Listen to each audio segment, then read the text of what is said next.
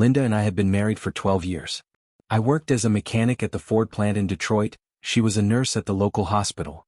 A typical American suburban family. 2 kids, Kyle and Chloe, a house with a mortgage, a Labrador named Buster. It all started when Linda began staying late at work more often.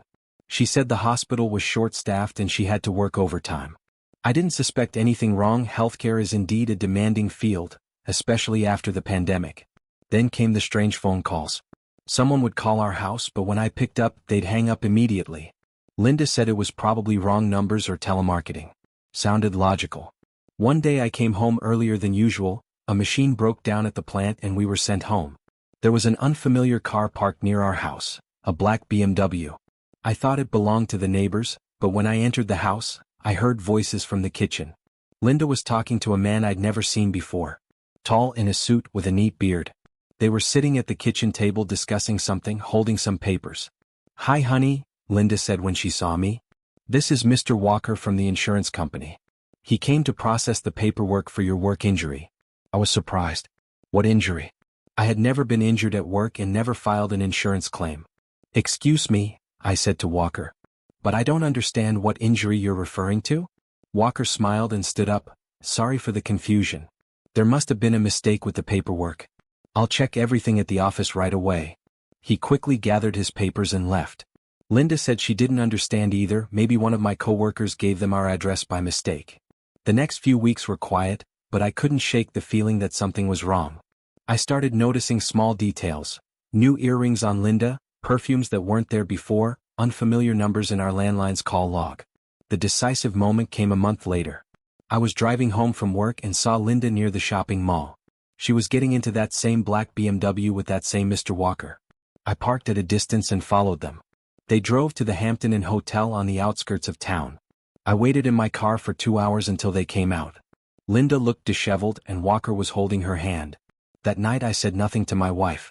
She came home at the usual time and told me she'd been at the shopping mall with her friend Carol. Lies poured from her lips so naturally that it made me sick. The next day I went to a private detective but then changed my mind. I had already seen everything with my own eyes. Instead, I decided to conduct my own investigation. From the phone directory, I learned that no Walker worked at the insurance company. His real name was Jeffrey Coleman, and he was a lawyer from a prestigious firm in downtown Detroit. Married, 2 kids, lived in the elite Bloomfield Hills area. I began following them. I discovered they'd been meeting for 6 months, always at the same hotel, always on Tuesdays and Thursdays. Linda was lying to me about overtime at work while actually spending time with her lover. The worst part was that she was using money from our joint account for these meetings. Paying for the hotel, expensive restaurants, she even bought him gold cufflinks for his birthday. I found the receipt in her purse. When I understood the full depth of the deception, I felt not anger but a kind of emptiness inside. 12 years of marriage, shared dreams, children, a home, all of it destroyed. But the biggest shock was still ahead. One day I decided to talk to Jeffrey's wife. I found her address and drove to their house. An elegant woman in her 40s opened the door. This was Patricia Coleman. "Good afternoon," I said. "My name is Brandon.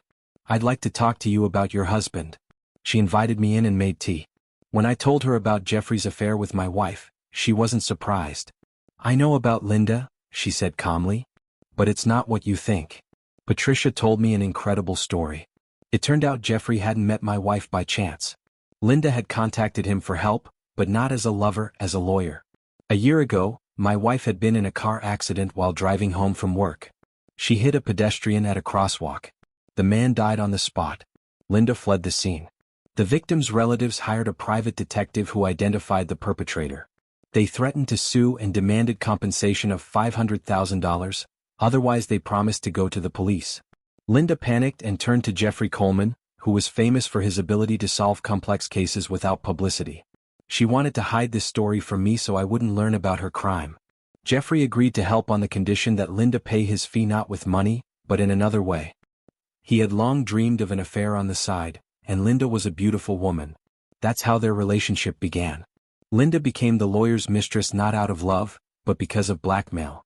She was afraid I would learn the truth and leave her. She was afraid of prison. So she agreed to his terms. Jeffrey solved the case with the victims' relatives by paying them compensation from his own funds, then began demanding that Linda repay the debt. But not with money, with her body and her silence. My husband enjoys this, Patricia said with bitterness in her voice. He feels all-powerful when he can control someone else's life. But I'm tired of tolerating it. I was stunned. It turned out my wife wasn't just cheating on me, she was a killer and a victim of blackmail at the same time. What are you going to do? Patricia asked me. I didn't know. Part of me sympathized with Linda. She had gotten into a terrible situation and was trying to protect our family. But another part couldn't forgive years of deception and lies. That evening I returned home and found Linda in the kitchen. She was cooking dinner and humming some melody as if nothing had happened. Linda, I said quietly, we need to talk. She turned around and saw in my eyes that I knew everything. Her face turned white as chalk. Brandon, I can explain everything. Explain that you killed a person and have been deceiving me for a year? Explain that you're sleeping with a lawyer not out of love, but because of blackmail. She collapsed into a chair and started crying. Through her tears she told me the whole truth. About the accident, fleeing the scene, the victim's relatives' threats, the deal with Jeffrey. I was afraid you'd leave me, she sobbed. I was afraid of prison. I wanted to protect the children from shame. I thought I could pay everything off and forget this nightmare. But the worst wasn't even that. The worst was that Linda confessed. Over time she began to enjoy the meetings with Jeffrey. At first it was just fulfilling the terms of the deal, but then she felt real passion for him. He's different, she said. With him I feel alive. With you everything became routine, but with him, it's like in movies. Those words put the final period on our marriage. The next day I called Patricia Coleman and proposed cooperation. We agreed to expose our spouses together. Patricia hired a private detective who gathered evidence of her husband's affair with my wife. Photos, video recordings, documents about hotel and restaurant payments. Everything needed for divorce. And I found another private detective who tracked down witnesses to that car accident. It turned out there was a surveillance camera on a neighboring building that recorded the moment of impact and Linda's escape. A week later, I asked my wife to meet at the cafe where we used to go on dates. I said I wanted to restore our relationship and start over. Linda came with hope in her eyes. She thought I had forgiven her and we could save our marriage. Linda, I said, sitting across from her at the table, I brought you gifts. I placed 3 envelopes on the table. The first envelope contains divorce papers. I want you to sign them right now. Her face contorted with horror.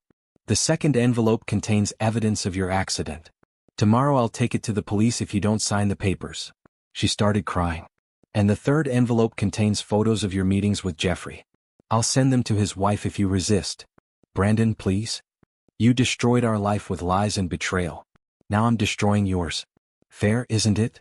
Linda signed the divorce papers with trembling hands. A month later we were officially divorced. She moved to her sisters in another city, the children stayed with me. Jeffrey Coleman also divorced his wife after Patricia presented evidence of his infidelity to the court. He lost half his property and his prestigious job. The hit-and-run case was turned over to police. Linda received 3 years probation and a $100,000 fine. I was left alone with 2 children in a house full of memories of a destroyed family. Sometimes I look at photos of our happy days and think, what if she had told me the truth from the beginning? Maybe we would have found another way out? But now it doesn't matter anymore. Trust is destroyed forever. Love died along with the truth that was hidden for too long. However, the story doesn't end there. What I didn't expect was how this revelation would change not just my life, but the lives of everyone involved in ways I could never have imagined. 3 months after the divorce, I received a call from Patricia Coleman. Her voice was shaking. Brandon, you need to know something. Jeffrey didn't just blackmail your wife. There were others. She had found evidence that her ex-husband had been running a systematic blackmail operation. He would seek out vulnerable women who had gotten into legal trouble, offer to help them as a lawyer, and then demand sexual favors in exchange for his silence. Linda wasn't his first victim, she was his 7th. Patricia had compiled a dossier with names, dates, evidence. Women from all walks of life. A teacher who had embezzled school funds, a real estate agent who had committed fraud, a doctor who had prescribed illegal drugs. All of them had been trapped in Jeffrey's web of manipulation. We need to stop him, Patricia said. These women deserve justice. I agreed to help. We contacted each of Jeffrey's victims and convinced them to come forward. It wasn't easy, many were still terrified of exposure. But eventually we gathered enough evidence to build a case. The investigation revealed something even more disturbing. Jeffrey hadn't been working alone. He was part of a network of corrupt lawyers who specialized in exploiting vulnerable clients. They would share information about potential victims and even trade them among themselves. The scandal exploded in the Detroit media. Blackmail ring exposed. Prominent lawyers exploited vulnerable women. The story made national news. Jeffrey Coleman and 3 other lawyers were arrested. During the trial, more victims came forward. The prosecution painted a picture of systematic abuse that had been going on for years.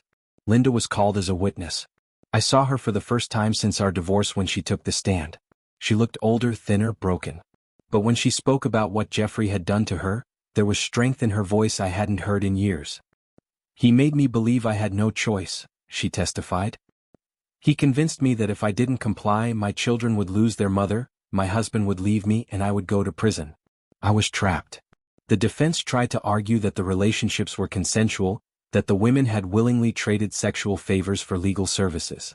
But the evidence was overwhelming. Jeffrey Coleman was sentenced to 15 years in prison. The other lawyers received sentences ranging from 8 to 12 years. The legal community was shocked. These had been respected professionals, pillars of the community. But the most surprising development came after the trial ended. Linda contacted me through our lawyers. She wanted to meet to talk about what had happened. Against my better judgment, I agreed. We met at a neutral location, a coffee shop downtown where neither of us had any memories. She looked different, not just physically but emotionally. There was a clarity in her eyes that hadn't been there during our marriage. "I know you'll never forgive me," she said without preamble. "And I don't expect you to. But I need you to understand something." She told me about the years she had spent in therapy, working through the trauma of what Jeffrey had done to her. She had come to understand how his manipulation had worked, how he had isolated her and made her believe she had no options. "I'm not making excuses," she said. "I made choices. Bad choices. I lied to you every day for months. I betrayed our marriage vows. But I want you to know that I never stopped loving you." I listened without interrupting. Part of me wanted to be angry, to tell her it was too late for apologies. But another part of me recognized something I had never seen before, genuine remorse, not just for being caught, but for the pain she had caused. "The affair with Jeffrey," she continued, "it wasn't real. Even when I thought I was developing feelings for him, it was just Stockholm Syndrome. He had convinced me that what we had was special, that he understood me in ways you never could. But it was all manipulation."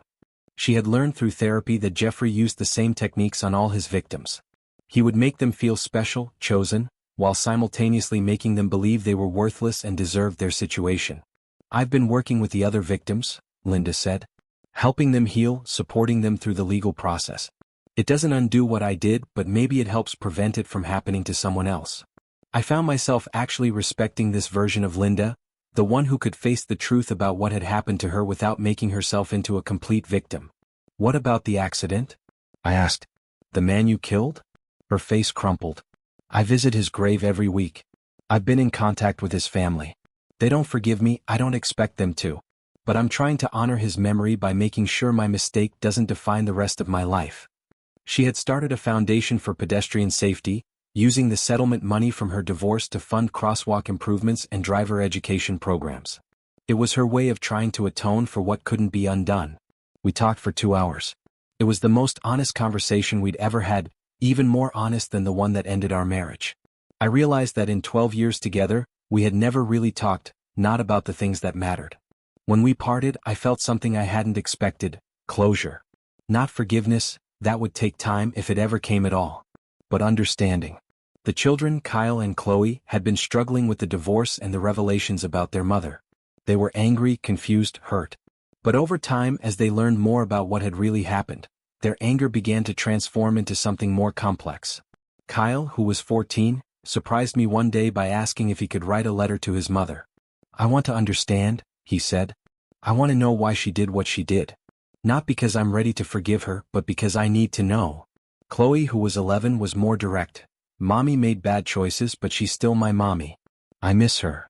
I realized I had been so focused on my own pain that I hadn't fully considered theirs.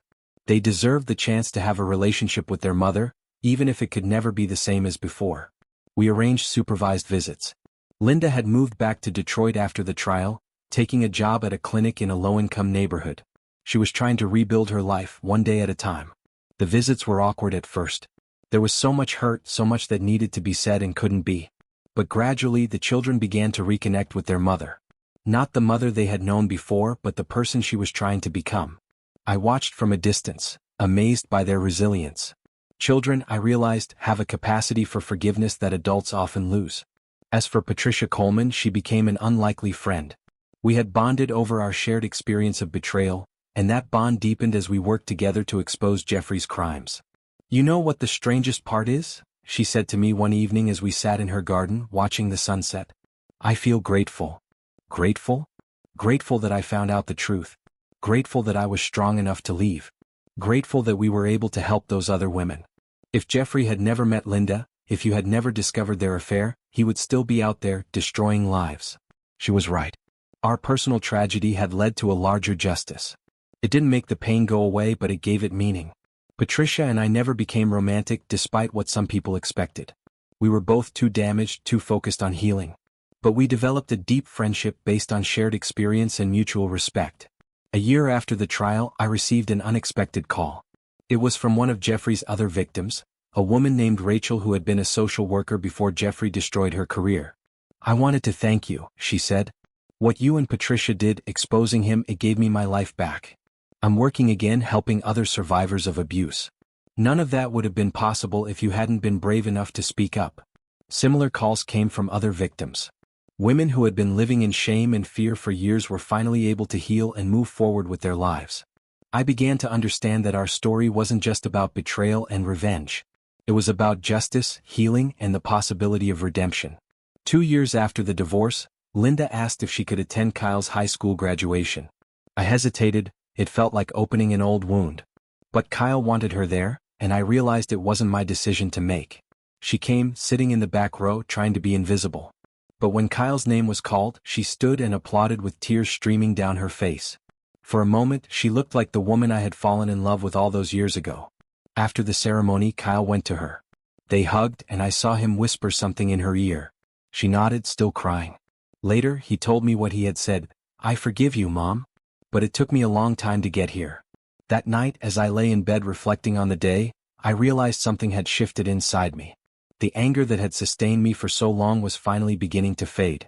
It was being replaced by something more complex.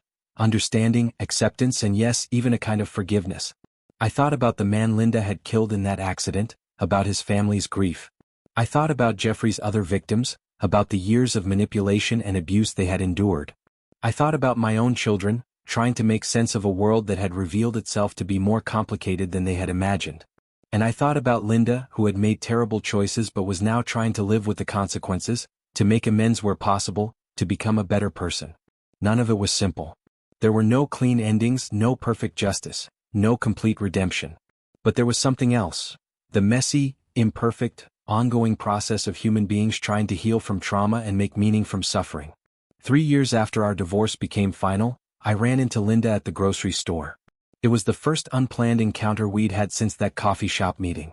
She looked good, healthier, more at peace with herself.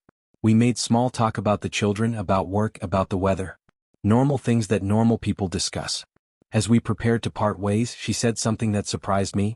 "Brandon, I know this might sound strange, but I'm glad you found out. Living with that secret was killing me. Even though everything fell apart, at least now I can try to build something real."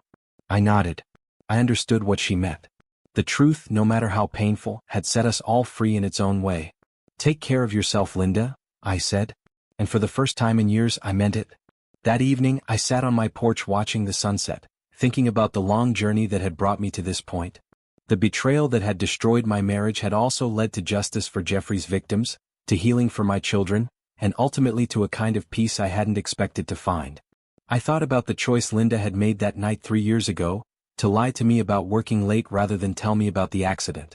Everything that followed had flowed from that single moment of dishonesty.